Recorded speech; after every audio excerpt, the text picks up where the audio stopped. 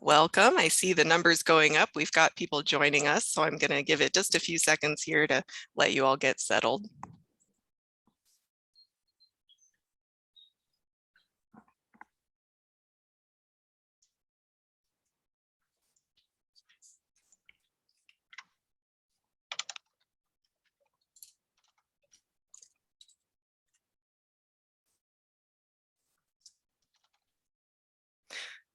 All right, it looks like we've got a nice group joining us today. It is 12:01, so we'll get rolling.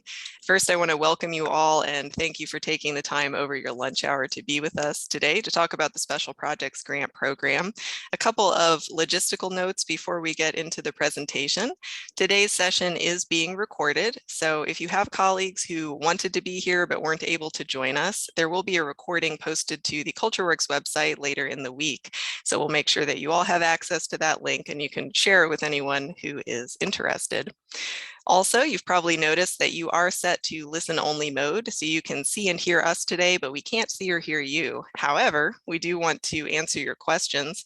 So you are welcome to use either the chat box, or if you hover your mouse close to the bottom of your screen, you should see two kind of cartoony looking quote bubbles that say Q&A, and you can use that to submit your questions. I'll probably get to a lot of your questions through the course of the presentation, but I'll keep an eye on that as we go. And we'll also save some time at the very end of the session for any questions that we haven't already addressed. So, getting started, I'm Karen Maynor. I am the grants manager at CultureWorks. We are an arts fundraising and grant making organization that serves the 8-county Dayton region. And we do a great many things in the community, including cultural planning and arts research, providing scholarships for students of the arts. And we have the immense pleasure of working with our friends at the Montgomery County Arts and Cultural District on 2 grant programs, the Artist Opportunity Grant for individual artists, and the one we're here to talk about today, the Special Projects Grant. So I'm joined by Matt Dunn, who's the Executive Director of the MCACD. And Matt, I'd like to welcome you to say hello to everyone. Great, thank you, Karen. And welcome to everyone. We're glad that you're here. This is a wonderful opportunity for the community. It's a wonderful opportunity for the county to make this kind of investment in the community. The Arts and Cultural District Board is committed to making sure that funds are distributed fairly and equitably. This is a competitive process, but we also want the money to reach out into the community. We've heard concerns over the last couple of years, and we've taken those to heart and given them consideration. And in consultation with my board and with CultureWorks, Karen's going to be talking today about some changes to the process this year in terms of some of the potential outcomes, some of the potential eligibility requirements that have changed, as well as the dollar figure that we're making available. There are also new opportunities in terms of categories for funding and what the funds can be used for. So hopefully everybody's excited to hear what Karen has to say about all that. And we are happy to help make that happen. Thank you, Matt. All right, let me open up here my next slides for you. So I'm going to share my screen. There we go. So I already said a little bit about CultureWorks, and Matt, of course, is from the MCACD. In case you're not familiar with the MCACD already, they are a unit of the local county government, and they do a ton to support arts and culture in our community. So again, we're just so grateful to get to work with them and to bring this program back again. Our 2 organizations have similar or related missions, and we both believe that the arts make our communities better, stronger, healthier, and more connected. So through the Special Projects Grant Program, we want to provide opportunities for organizations of all kinds in Montgomery County to create new arts and cultural experiences for community members. And you might be familiar with many of the projects that have been supported by the program in the first couple of years. We launched it in 2020. And since then, over 30 organizations have been awarded over $300,000 in special projects grants. So some examples of those that you'll see pictured here. The program has supported a lot of well-known, long-running and beloved festivals and community events like the Downtown Dayton Partnerships Art in the City, Dayton Liederkranz Turner's German Fest Picnic, and Paco's Hispanic Heritage Festival. If you have young people in your life, they might have gotten to participate in some arts and education programming at Brantwood Elementary School or through the Dayton Literary Peace Prize's Student Author Series. You might have also driven by, walked past, taken pictures with, or even lent a hand in creating a new public art project like the mural in Old North Dayton or at Northview Center, or the interactive sidewalk mosaic in Wright Dunbar. So those are just a few examples, but as you can tell, this program is designed to support a wide variety of arts and cultural projects. And we really love seeing projects that cross artistic disciplines and even cross sectors. So bringing the arts into classrooms or bringing the arts into health and wellness programs and beyond. So that being said, your organization does not need to have an arts and cultural focus in order to apply for special projects grant funding. You can be an arts and cultural nonprofit, but you can also be a social services focused nonprofit or a K through 12 school, a college or a university, municipalities or government agencies. And we also want the program to support the work of new and emerging organizations. So if your organization functions as a nonprofit, but you don't yet have that federal tax exempt status, making you a 501c3, you can still apply for special projects grant funding. You just have to do so in partnership with a fiscal agent. And a fiscal agent is going to be another 501c3 nonprofit organization that agrees to accept the grant funds on your behalf and will oversee the use of the funds as you complete the project. So this year, the MCACD has significantly increased the amount of funding that is available through this program. We have $250,000. If you remember, in the first year, we had 150, and they increased it somewhat last year, but this is a massive increase, and it really reflects how excited the county is about this program and the projects that you all have been creating so far. So we want to see even more come out of it this year. A couple of examples of types of organizations that are not eligible to apply would be organizations that already receive other Montgomery County Arts and Cultural District grant support. They do have another program for operating support, which is for large arts and cultural organizations in the community. And if you are a recipient of that operating support, your organization is not eligible to apply for the special projects grant. This grant also isn't designed to support the work of small businesses. So if you're a commercial art gallery or a creative startup, and your purpose is truly for profit, this program really isn't designed for you, but we do still want you to reach out to us because there are some other organizations in the community that are doing great work to support the work of small businesses, and we want to make sure that you know about them and we'll help you get connected. So I gave you some examples earlier of the types of projects that have come through the program, but in general, we categorize them like this. So we have cultural and multi-arts projects. Those are going to be the ones that incorporate multiple artistic disciplines or celebrate heritage and culture. So that's your festivals, community, and neighborhood events. Education, of course, is going to be putting arts into the classroom and into the curriculum. Literary arts and performing arts. So if you have author series, spoken word performances, concerts, theatrical productions, all kinds of those great events go in those categories. And then visual arts, of course, could be your arts exhibitions, or maybe you want to present something like a workshop series for local artists or the community members at large. And we do have a new project category this year. So this is one of the changes that we're really excited about. We've added a project category called capacity building. And capacity building projects are projects that enable your organization to better carry out your mission. So these are projects that are going to help your organization build its knowledge, skills, and toolbox. And I'll give you a couple examples of what we're looking for in this category in just a moment. But across these different projects, you can request up to $10,000. So one project per organization. Your project does need to take place within Montgomery County, and your organization needs to be headquartered there as well. And the reason for that is because this is a publicly funded program, which means that the dollars come from the sales tax revenues within the Montgomery County community. So we want to make sure that because it's the community that's making these projects possible, that the projects are then in turn benefiting the Montgomery County community. And for this cycle, we're looking at projects that are going to take place between July 1st of this year and June 30th of next year. That being said, your project can be something brand new that you've never done before, or it could be a project that you have done before.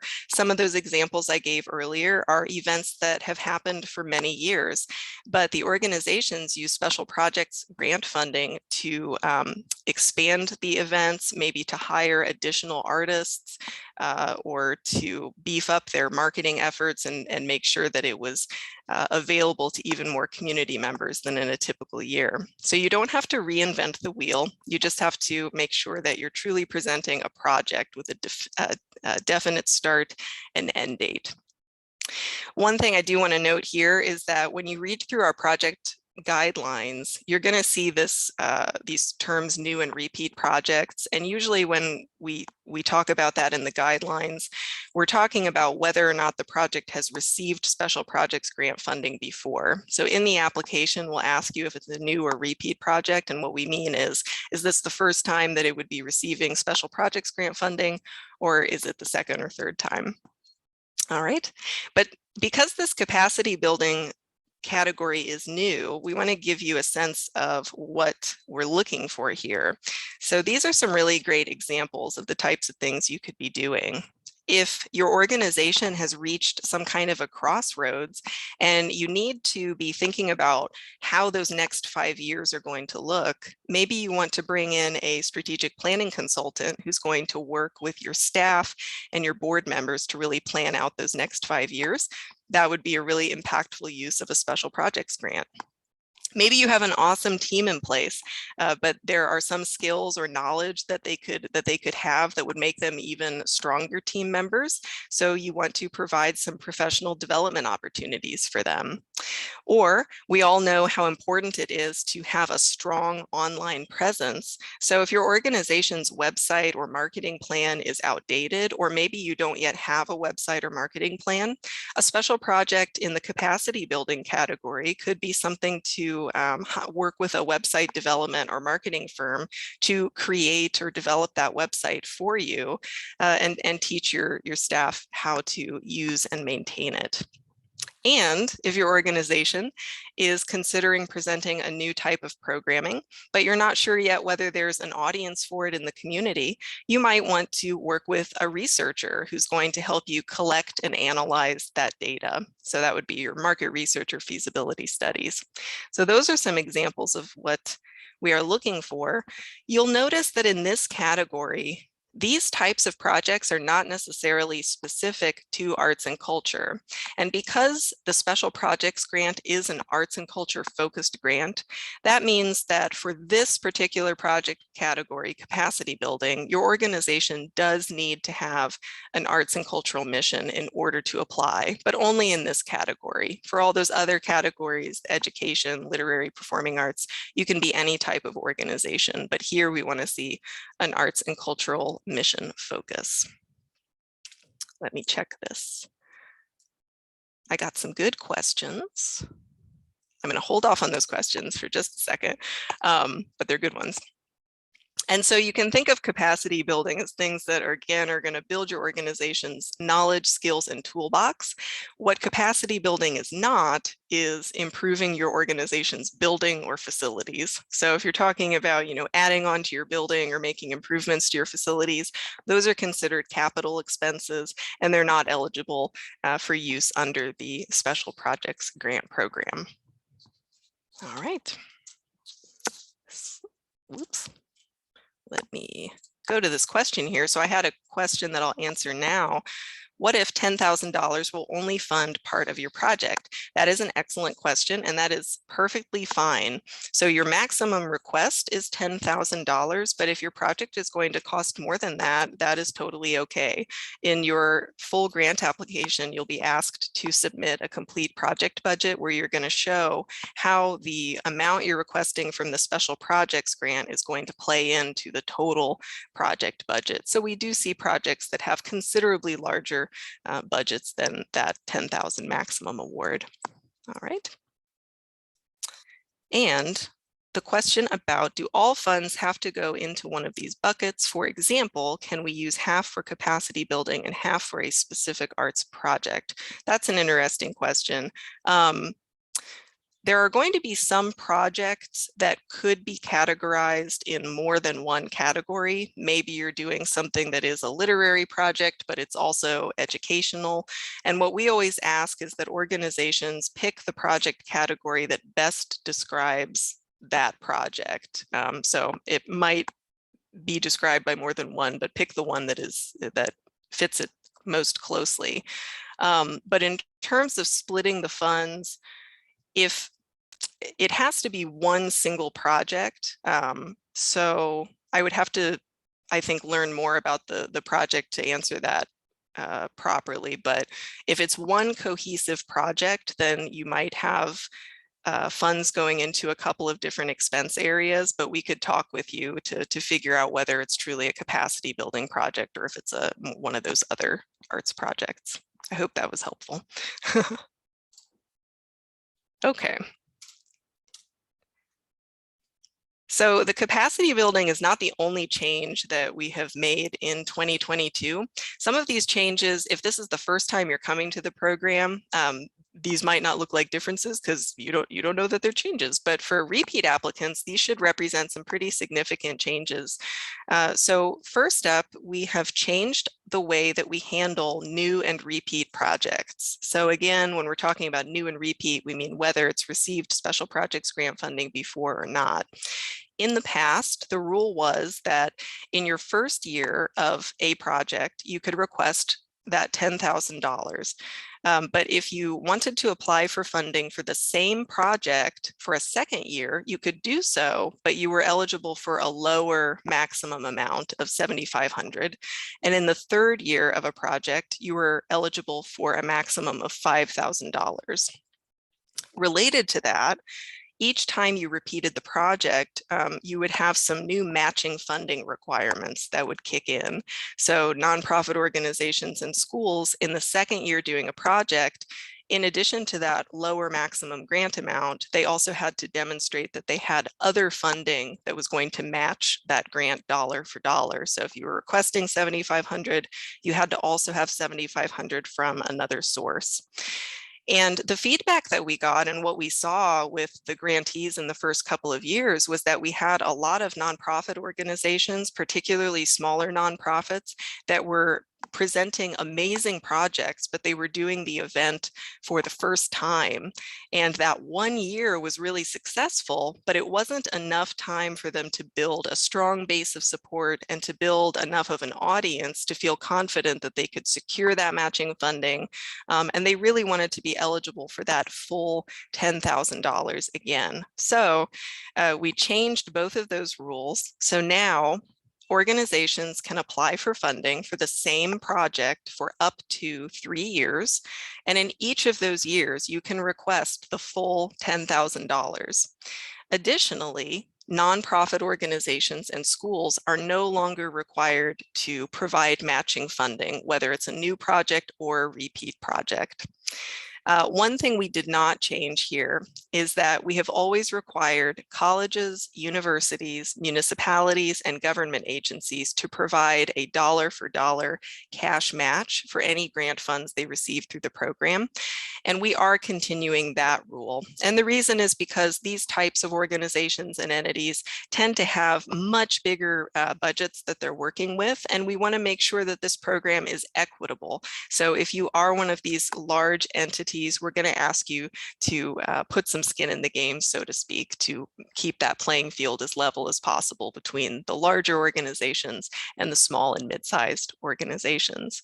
But we're really excited about those changes, and we hope that that's going to be really impactful, and it's going to bring some projects back for a second year. We've also added some more flexibility in allowable expenses. So if you have applied in the past, you probably noticed that when you submitted your project budget, there were a couple sections that were X'd out. You weren't allowed to put any special projects funds towards administrative personnel expenses. But we have lifted that rule. So now you can use some dollars in administrative areas as long as it's directly tied to the project that you're doing. And maybe most importantly, we're providing more support for applicants as you go through this process. We want this to be successful for you, and we want you to feel really confident about what you're doing. So we're going to add some opportunities for you to get additional guidance before you hit submit on that final application. And I'm going to go into that a bit more here in a minute. But before I do, let's talk about what that application process actually is. So this is our 2022 timeline, and you'll see a lot of dates here, but what you need to know is that organizations have to take two major steps in order to apply for a special projects grant. The first is completing what is called an intent to apply. It's a very simple form where you're going to provide a brief introduction to who your organization is and what project you're planning to do. I promise it's a short form. We'll walk through it together here in a few minutes so you can see it. But the purpose of that intent to apply is so that before we ever get to that full application, Montgomery County, Culture Works, and you have an opportunity to make sure that your project and your organization are eligible. So we'll do a quick review to check for eligibility. And the deadline to submit that form is coming up on March 4th. We'll take a couple of weeks after the deadline to review all of the intent to applies that we've received, and then we'll let you know in late March whether your organization and project have been found eligible to move to phase 2 of the application process, which is completing the full grant application. And the deadline to submit that application this year is going to be April 27th, which is a Wednesday. So that full application is where you're going to provide all the details of your project, the who, what, when, why, wheres, and hows, some information about how you're going to market the project, how you're going to evaluate success, and more information about any artists or partners that you're working with on that project. But I mentioned that we have some new opportunities for support to help you get through this process. So the first one is coming up very quickly here. Next Wednesday, February 16th, and then the Wednesday following, February 23rd, we're hosting some online project ideation sessions. So you will have a chance to hop into a Zoom meeting with me, with Matt, and with Lisa Hansen, who's the president and CEO of Culture Works, to just toss around your project ideas and get some quick feedback about whether or not it sounds like you're on the right track, so that you feel confident going into submitting that intent to apply.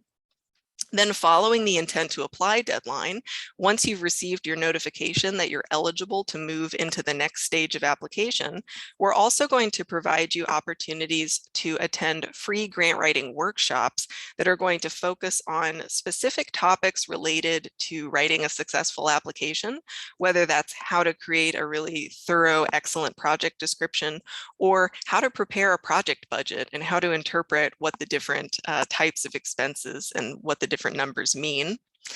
And for small nonprofit organizations, so we're defining for this program, we're defining that as organizations with budgets below $300,000, we're also providing an opportunity for you to receive free one-on-one grant writing consultations with professional grant writers. The Montgomery County Arts and Cultural District is so committed to equity and building up the organizations in our community, and so they have provided additional funding so that we can provide that service to you for free. So you'll have the opportunity to request, it'll be 1 to 2 hours. The purpose is not for the grant writing consultant to write the application for you. They won't do that, but they will look at the materials that you have and they'll give you feedback on where they think you can improve, some things you might not have considered, and they'll really help you kind of get some guidance through that process before you hit submit on your final application.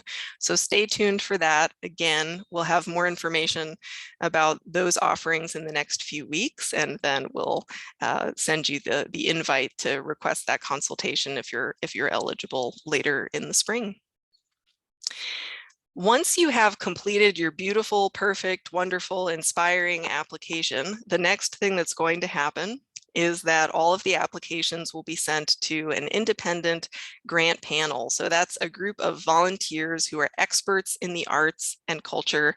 They're often artists or administrators of arts and cultural organizations and other community leaders who have relevant experience.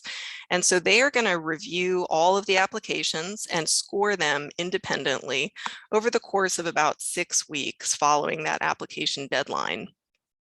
After they have done all of their scoring individually, we bring them together in late June for a public grant panel meeting, and applicants are going to be invited to attend that as well. And at that meeting, the panelists discuss each of the applications one at a time. And what they're going to be talking about are the key strengths and the key areas for improvement that they found in each of those applications. So the purpose of that meeting is for you as an applicant to have an opportunity to hear feedback from outside reviewers. And it's also an opportunity for the panelists to hear each other's feedback, because each of them is going to bring slightly different experience to the table. And so they might interpret pieces of your application differently. And that panel meeting gives them an opportunity to say, you know, I hadn't considered that. And maybe they want to give you a higher score. Maybe they realize that there were some unanswered questions they hadn't even noticed, and they're going to adjust the score down. But at the end of that meeting, they will finalize all of their scores. Then they'll enter a closed session where they will talk amongst themselves. They'll view a list of the applications ranked from highest average score to lowest average score, and they will make their funding recommendations based on that ranking. So they're going to, again, just go down that list from highest score to lowest average score. Something that's really important to keep in mind is that for this grant program, the panelists can choose to award a project full funding, or they can choose to award partial funding. So you might request $10,000, but the panel might choose to award you $7,500 of that or some other amount. And the reason why they might award partial funding is one, to reflect the quality of the application. So again, the stronger the application, the likelier you are to get that high score and full funding. Or sometimes they will award partial funding because there are a lot of really great applications and projects, but there isn't enough funding to fully fund all of them. So they might choose to provide meaningful partial awards to spread the money across as many projects as possible. Following that grant panel meeting, the panelists' funding recommendations are reviewed for final approval by the Montgomery County Arts and Cultural District's board. And then you'll receive your notification of whether or not you are being awarded a grant or not by early July. And at that point, we'll start meeting with all of the grantees one-on-one and issuing your first grant payments. So that's the process in a nutshell. I'm going to pause just for a second because I saw some questions and comments coming in.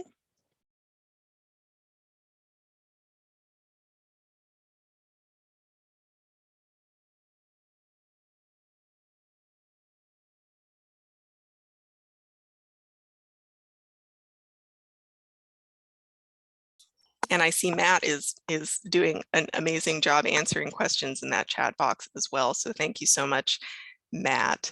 I want to just read one of them that I think might be relevant to others. So yes, if you're an organization that's planning to apply in partnership with a fiscal agent, there should be some kind of a meaningful connection between your organization and that fiscal agent. So the work that you do should be aligned in some way. For the purpose of the intent to apply coming up on March 4th, you don't yet have to have your fiscal agent identified. So you just need to indicate whether or not you're going to need one, and then you'll have a bit more time to identify who that organization is going to be. But when you get to the application deadline, April 27th, at that point, you are going to have to provide documentation showing that you have a relationship with this fiscal agent organization and some kind of a contract or agreement in place that they're going to serve as your fiscal agent. So thank you for answering that in the chat, Matt. And all right, so let's take a look here. There are a couple of things that I want to highlight on our website, and I'm going to show you the intent to apply because there's one other change that we've made. That this one is more of just a practical change, but we are using a different grant platform than we have in the first two cycles. So if you're a returning applicant, you're going to notice that the online system looks a bit different. So let's take a look at it together. And I'm going to navigate to the website.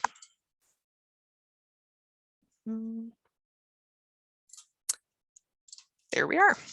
Okay, so all of the whole application process is going to happen online. So you're going to want to get really familiar with the CultureWorks website and the grant platform.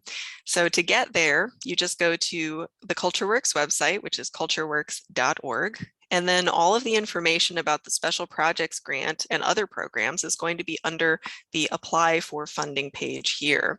So make sure you don't stop at the top because this is a different program that we're not talking about today, but you're going to want to scroll down just a bit until you see that special projects grant. And this is where you're going to find tons of information. I'll show you a couple key highlights here. So if you go down a bit, we have the 2022-23 timeline, today's info session, of course. If you're interested in one of those project ideation sessions I mentioned, where you just want to bounce some ideas around and get feedback on your basic project idea, you can sign up for those here. We have a couple blocks next Wednesday from 11 to 1, and then again at 6 to 7 p.m., and then the following Wednesday after that. So if you just click on this sign up for a project ideation session, it's going to take you to this sign up genius form where all you have to do is click which time block that you want. You'll sign up for a 15-minute time block. And this is just to make sure that we have enough people on the call to answer your question. And once you've checked that, if you scroll all the way down to the bottom, eventually you'll see a submit and sign up button, and that'll take you to the next page where you'll put in your email address and all that good stuff to get registered. So please take advantage of this. We would love to meet with you and get that kind of first sneak peek of what you're working on.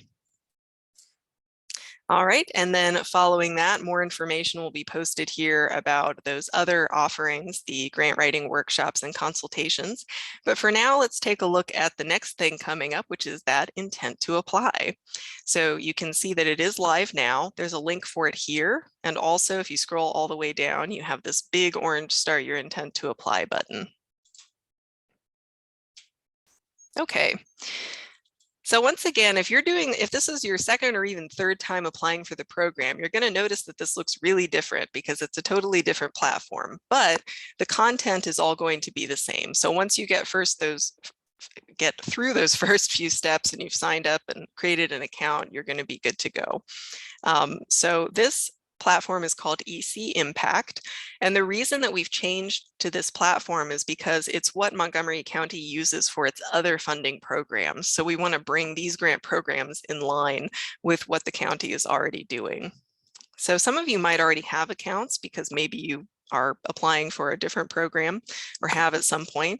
But if you don't yet have an account, the first thing that you're going to want to do is go down to this new to EC Impact section and click here to create a new EC Impact account. And you'll see a list of any open opportunities. And of course, special projects is right there at the top, yay. If you keep scrolling down past the open opportunities, you'll see this next button. And that's going to take you to the form where you will actually create your organization's account. Just a couple of notes here because they're different from the old system, when it asks for your provider name, this is talking about your organization's name. Sometimes you're going to see this provider language or agency language because it's more applicable to some of the other grant programs, but just know that that means your organization. So if you have an EIN, you'll put that in here, you'll put your name. If it's marked with an asterisk, it means that you have to complete that section. If it's not, you don't. So you can skip some of these if they don't apply to you. Although we do recommend that you provide your mission and vision statement. All of this information is going to go into an organization profile. And so some of these answers will get automatically pulled into any applications that you submit in the future so that you don't have to type out your vision and mission statement every time. And the rest is pretty straightforward. Your contact information, the primary contact that you want associated with this grant application account, and all of that good stuff, and then your preferred login. So when you filled all of that out, you'll just keep clicking through until it says you're done, and it's going to send you an email confirmation letting you know that you have an account and it is active and ready to go. Once you have your account, if you just go back to that original page, now you can use the sign in button, and I'm going to sign into a test account. So there will be a little bit of extra stuff in here that you won't have to worry about, but generally it's going to look like this. So if you scroll down again, you're going to see a section that is apply or report, and this is for any open funding programs that are accepting applications right now. You might also see this when you log in over here in this left menu bar, or shortcut bar. So at any point, if you can't find it, check the left bar and check in the middle here. But when you find this special projects section, you'll see it's saying that you have not yet started the application process. So it's got this scary red color, but that will change later. And if you just click here to get started, it's going to take you to this page where you can see how much progress you've made on this particular form. So right now, the only thing that you can start filling out is that intent to apply, since that's step 1. And you can see that this progress bar is red because we haven't started yet. But when you start filling things out, it'll change to yellow, and eventually when you're all done, it'll be green. So if you click intent to apply, this takes you to the actual form. And now if you've done this before, you should be going, okay, yes, this does actually look the same as it has in the past. So that first section is pulling over some basic info about your organization that you filled out when you created that account or profile. And then here's where we get into some specific questions for the Special Projects Grant. Because it's a new system, I do just want to point out a couple of features or technical things to look out for. Anytime you see one of these green question marks, that means that there is a little bit more information we've provided. So you can hover your mouse or click on it and you'll get some more info. Sometimes it's instructions about how to complete an answer, or sometimes it's more information about the type of answer that we're looking for. So for this one, for example, it says hold the control button to select multiple types. So when you're telling us what type of organization you are, maybe you are a nonprofit, you're incorporated at the state level, so you're going to hit control and then click, and now you've selected both. And maybe you also have that federal tax exempt status, so you're going to hit control again and click again, and now you've selected all 3 of those categories. Again, as I said before, if you know you're going to have to apply for a fiscal agent because, for example, you don't have that tax exemption status, you can click yes here, and it'll ask you who that fiscal agent is. But you'll notice that at this time, these boxes are not required because we understand that you might not yet have that fiscal agent secured. If you do have them, you can tell us who they are here, and if not, you'll just provide that information later on in the application process. And then the rest of the intent to apply is just very basic information about your project, what the project is called, the start and end date. So these dates, again, have to be between July 1st, 22 and June 30th of 2023. Is it a new project, so one that has not received special projects funding before, or is it a repeated project that's applying for the second or third time for grant funding? Your funding request, this goes back to a question that someone asked earlier. So your funding request is the amount of grant dollars that you're asking for. And again, that total or the maximum you can request is $10,000. but we're also going to ask you for your total project budget. Keep in mind, this is purely an estimate at this point. We totally understand that you might not have all the details worked out at this stage, and we don't expect you to, but you can give us a ballpark of if you think that the special projects grant funding is going to cover the cost of the entire project, maybe your project budget is $10,000.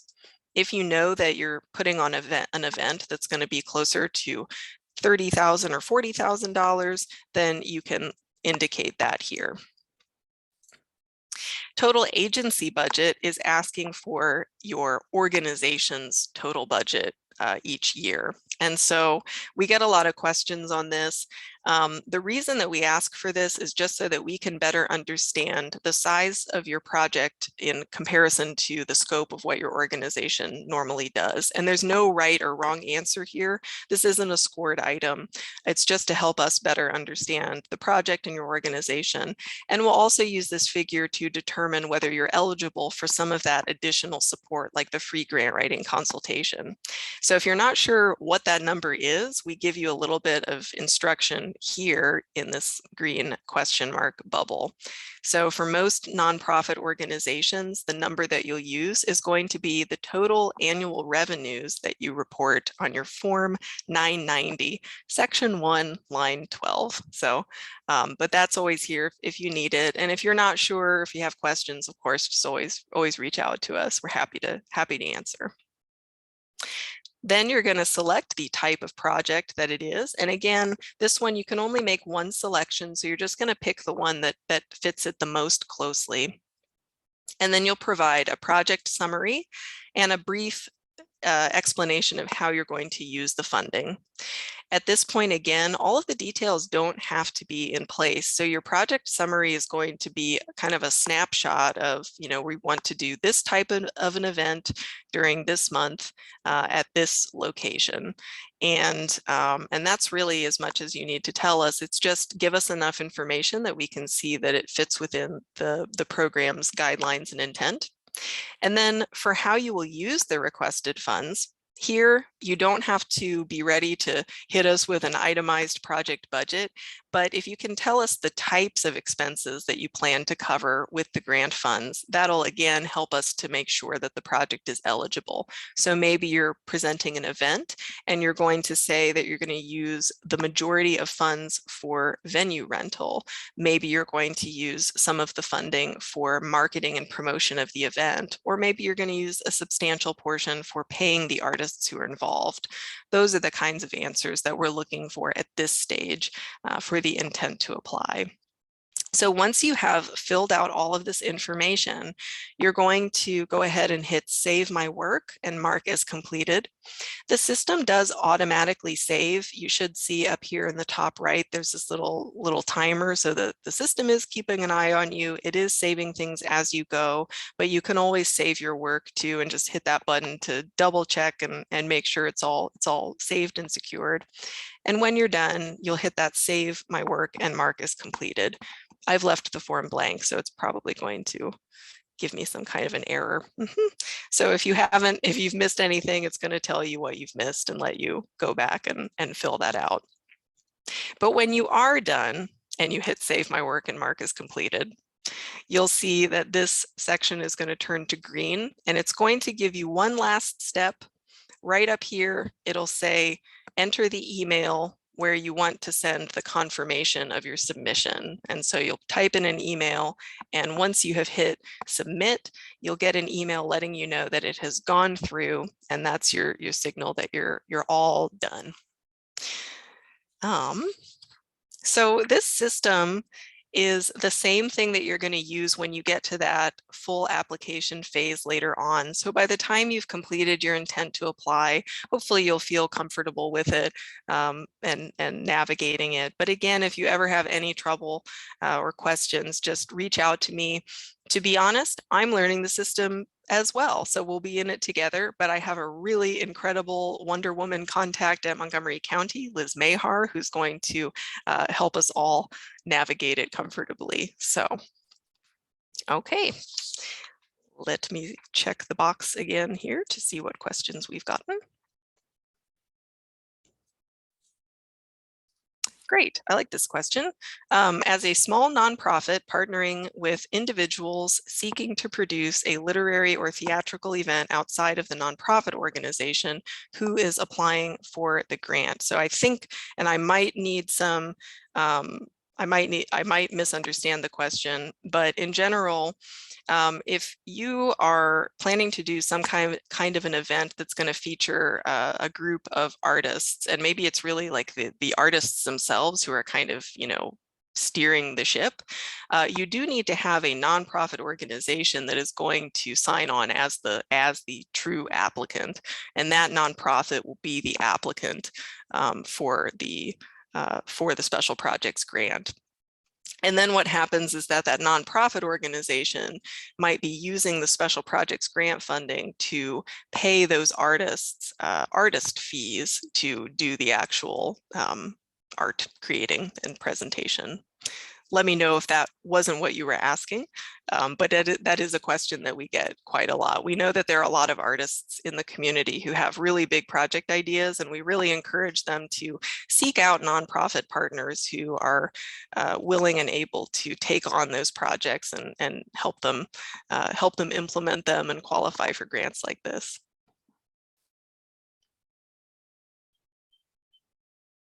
Let's see.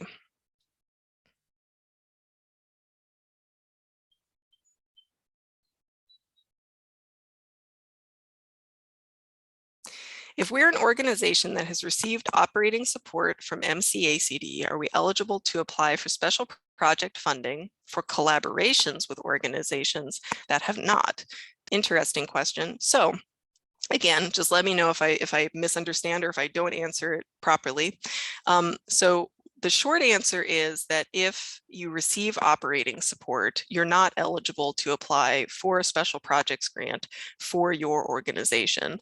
However, organizations that receive operating support from MCACD could serve as, say, a fiscal agent for a different nonprofit organization that was applying for special projects funding. So maybe you're serving as a fiscal agent for them, and that would be perfectly fine, because even though you are overseeing the use of funds, it's not really your project, it's the other nonprofits. The other thing is that maybe you're collaborating with a nonprofit organization that wants to collaborate with you, and that would be fine as well. So for example, I'm trying not to pick on anybody. So let's say that there's a small nonprofit organization that wants to host an event, and as part of that event, they want to have performers from one of the major arts organizations that receives operating support from the MCACD. That would be fine as long as it's truly this nonprofit over here that doesn't receive operating support that is the applicant. And they could use grant funds to pay lead artists or performers from the organization that does receive that operating support. So it's really just about making sure that, it's who the project really belongs to.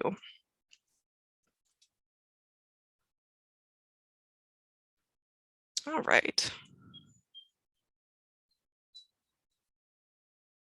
Making sure I didn't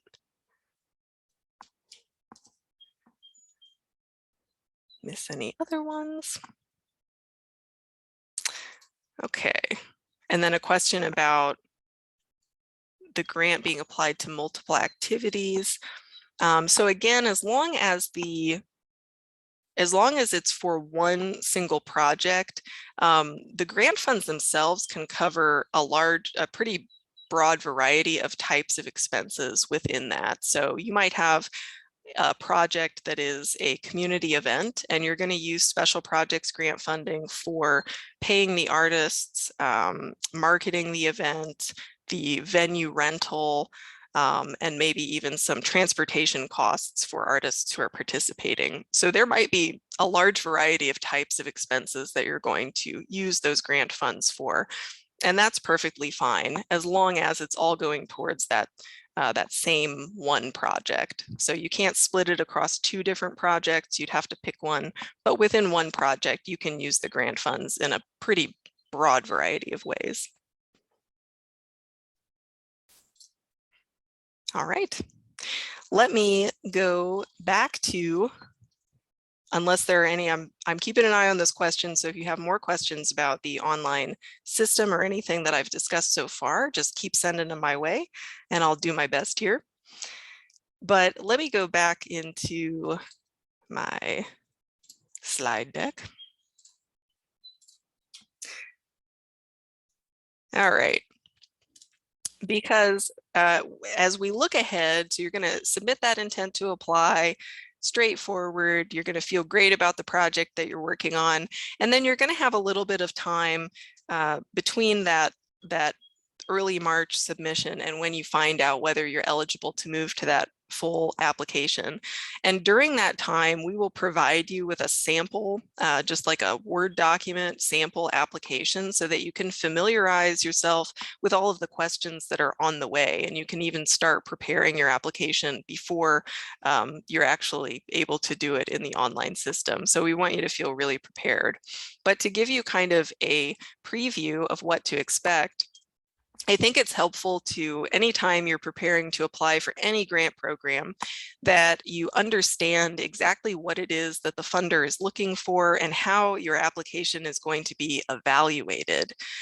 So for this program, the scoring is done across 3 major areas. The highest score that an application can receive is 100 points, and those 100 points are divided fairly equally among these 3 areas.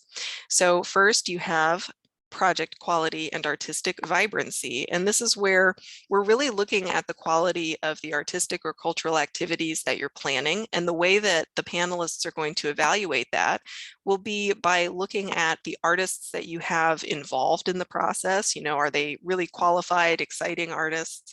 And then also other creative personnel. So maybe you're doing some kind of a juried competition or a curated exhibition. So they're going to look at the quality of the jurors and the curators involved.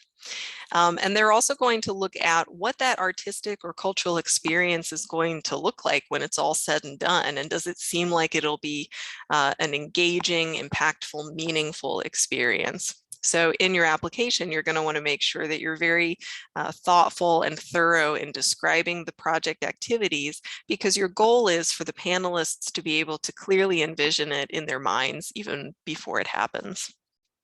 That second major scoring area is looking at the community impact and engagement of the project. So again, this is a publicly funded grant program, so we want it to be impactful and engaging for the Montgomery County community. So there are going to be questions in the application that will ask you to describe the audience that your project is designed for, and then how are you going to reach that audience through your promotion and marketing, and what are you going to do to make sure that the project is accessible and is engaging diverse audiences. And so we'll be looking for things like the quality of that marketing and promotion plan. You might think creatively about how do you make sure, again, that it's engaging for diverse audiences. Can you provide something like an ASL interpreter at your theatrical production? You know, there are a lot of different approaches that you can take, but we really want to see projects that are engaging to all types of people and all kinds of community members. That being said, the audience itself does not have to be huge. So you might have a project where you're going to host a community event that's going to draw hundreds or even thousands of people.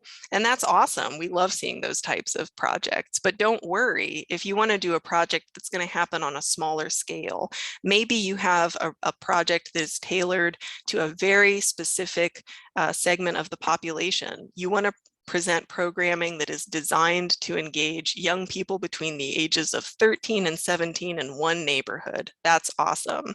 Maybe you even have a project that is just going to be presented in one classroom. The most important thing is that you're able to really clearly define who that audience is and to demonstrate that you understand how to best serve them and that you show that the project is going to be impactful for them. And then the last scoring area is the ability to complete and manage the project. And this is where the panelists are looking at the quality of your project plan. So when you get to that full grant application, you're going to be asked to provide a project timeline where you're going to go into more detail about every step of the project from start to finish. You're also going to be asked to provide a detailed project budget. And that's where you're going to tell us in more specifics where each of those grant dollars are going to go. We provide a project budget template for you, and in one of our workshops, we will go through that project budget template and make sure that you understand each of the categories and know how to fill it out effectively. So you can imagine that because capacity building projects are a slightly different animal than some of the other arts and cultural projects, that they do have slightly different scoring criteria. But for the most part, the capacity building projects are going to be scored in those same main areas. It's just that the criteria will be defined slightly differently. So because a capacity building project, such as a strategic plan or a website development or something like that, they might not be specifically arts and cultural themselves. So rather than looking at the quality of the arts and cultural activities, because there might not be any, what we'll be looking at is evidence that the project is going to enhance your organization's ability to carry out your arts and cultural mission. And so, if it's going to have an impact on the quality of your artistic programming down the line, that would present a really strong score in this area. Similarly, for community impact and engagement, things like strategic planning initiatives, it's certainly good to have community input and to be hearing from your community as you're planning what your organization is going to do. But we do understand that a lot of capacity building projects are going to be pretty focused on your own board and your own staff. So rather than asking, who your audience is, we're going to ask whether the project is going to better position you to engage the community through your programming moving forward. So for example, if you're developing a new website, that would have a significant impact on your ability to reach the larger community and engage them with your work. And ability to complete and manage the project. For this one, it's going to be exactly the same as it is for all the other projects. So we're looking at, the quality of the plan in place. Does the budget make sense? And does it seem like you have a strong team in place to execute the project? But all of these scoring areas are covered in much more detail on our website. So to pop back over there just for a second to show you, I really encourage you to familiarize yourself with the program guidelines and to keep them next to you as you're writing your applications. So going back down to special projects grants, if you scroll down a bit, you'll eventually see the grant program guidelines here. And that's going to open up that full program guidelines document. And there's a full description of the scoring criteria for this program that starts, I don't want to make you dizzy, but it starts all the way down at the bottom of page 6, review criteria and scoring categories. And what you'll see here is that we have broken out those 3 major scoring areas, and we've given you a clear explanation of what that area is looking at, what sections of the application the panelists will be looking at in order to evaluate in this area. And then under each scoring area, we've given you examples of what counts as a weak or a fair application, a good application, or a strong and exceptional application for that scoring area.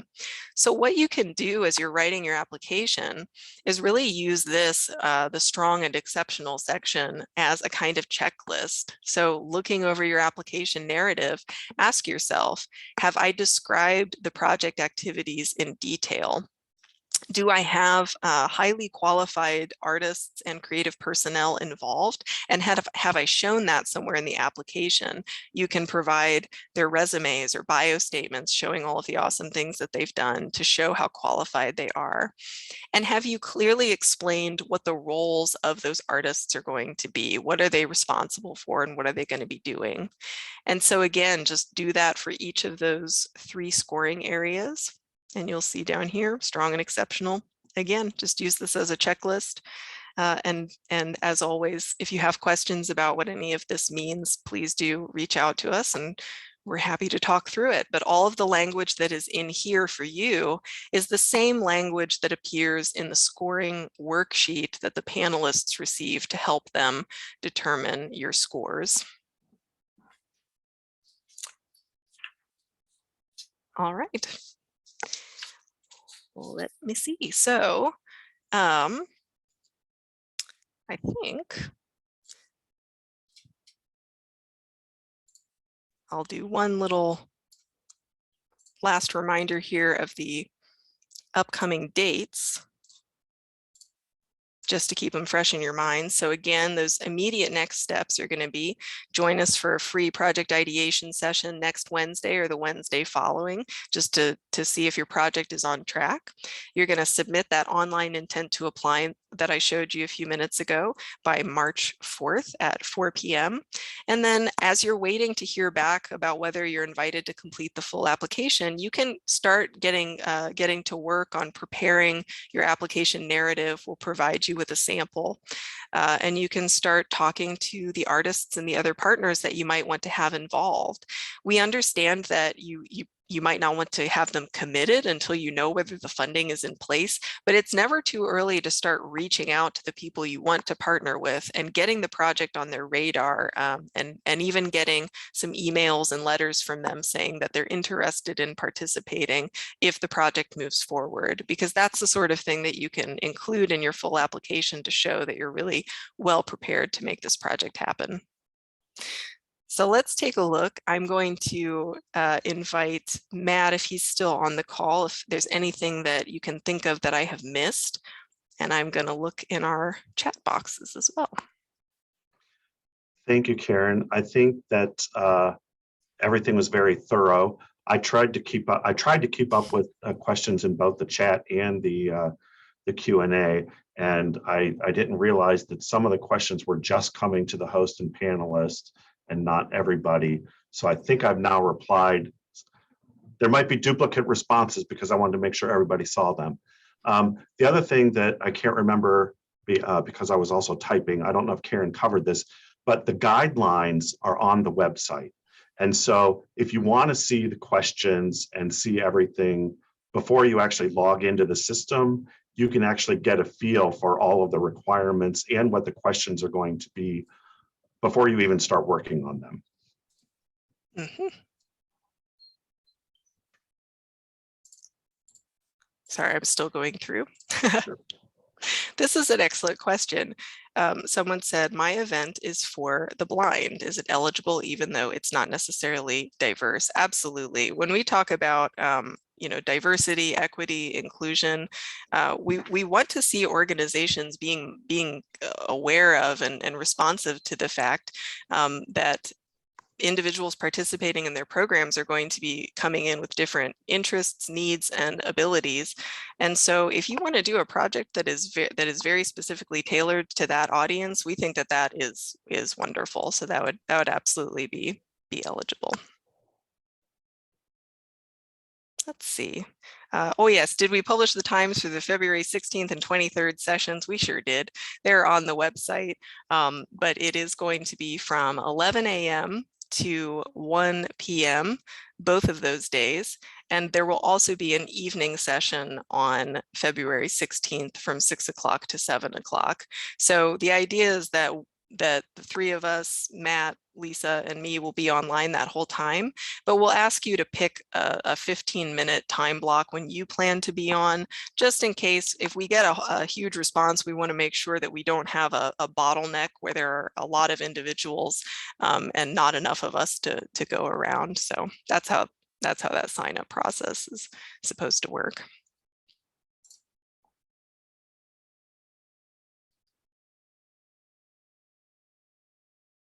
Okay. So I see excellent questions in the chat box as well, and it does look like Matt has been answering these very quickly and very thoroughly. So what I can do though is I can save the chat transcript if there was anything that we addressed in here that maybe you didn't get a chance to see. I can send out some frequently asked questions following the session and our answers to them to make sure that everybody gets that info. Let's see. Someone asked if there are nonprofits that we know of that are willing to be a fiscal agent and if we can share the information. I think Matt mentioned earlier how important it is for the fiscal agent and the nonprofit organization to really be mission aligned. So it's a little challenging just because we have to think about, specifically what type of organization you are, but we can definitely talk to you about that. And if you reach out to us individually after this, let us know what your organization is and what you're all about, and we can try to brainstorm some other organizations that you might want to talk to. So I did build in extra time here at the end just for the Q&A, but it seems like we've been doing well at getting that taken care of as we go along. So at this time, I am going to invite anybody who has to hop off, or if you need to go get some delicious lunch or you have another meeting after this, I will conclude my formal part of the presentation just by saying thank you again so much for being here and taking the time to learn about this program. And we think it's going to be an amazing cycle, and hope that it's hugely beneficial for you. I also, as a last request, want to ask you to keep an eye out for some other opportunities that are going to be coming up on the near horizon. And Matt, do you want to talk a little bit about what the MCACD is working on? Sure, I'm happy to. So this is a very rigorous application, very competitive, and obviously awards grants up to $10,000. It also requires some planning because the project year, the grant year, is July 1st to June 30th. So if you're planning something for next summer or even this fall, you need to be planning it now and have all the details sorted out. So in a way to be responsive to short-term projects, spontaneous projects, and projects that don't even have a $10,000 budget, Montgomery County is getting ready to announce mini grants that would be for projects under $1,000. And those are going to be targeted towards small grassroots kinds of things, neighborhood activities, activities put together at the last minute by a group of people that want to do something arts and cultural related. And there'll be more to come about that in the next few weeks because it won't go live until April 1st. But you've heard it here first that there is an additional opportunity. That opportunity cannot be coupled with this opportunity. But if you happen to be in an organization that might have something small going on that you just need a little bit of support for, that might be a more appropriate opportunity for you. But you can also spread the word to your peers that opportunity is forthcoming as well, because we want to encourage diverse groups of applicants to be applying for it. Thank you, Matt. So excited to see what people submit to that new opportunity. And CultureWorks has a new opportunity on the horizon as well that you might have already heard about in the news, but we want to keep it on your radar. So we were one of 2 organizations in the state of Ohio awarded National Endowment for the Arts grant funding to distribute as grants to arts and cultural organizations in the Dayton region to help them recover from the COVID-19 pandemic. And we can also use those grant funds to provide project support grants to individual artists. We were awarded $500,000 for that effort. So it's going to be a big, robust funding program. We are hard at work developing the application and the final guidelines for that. So I don't have a ton of detail to share with you today, but I just want to make sure that you know that it's coming. We're going to have more information later in the spring, and you can keep your eye out for it on our CultureWorks website, in our e-blasts, and on our social media. And of course, always feel free to reach out to me if you want to be added to an email list. So there's a lot coming. We love the fact that we're in a community that has such robust support for arts and culture. And we're so grateful once again to work with Montgomery County Arts and Cultural District because they have been so mindful of coming up with new and creative ways to make these programs more flexible and more impactful for all of you. So we hope that you will take advantage, and please don't be shy about reaching out to us. My email is kmaynor@cultureworks.org, which I'll drop into the chat here just in case you don't already have it. And please use it and email me anytime with your questions, and I will be happy to answer them. So thank you all again so much for being here, and I hope that you have a wonderful rest of your afternoon.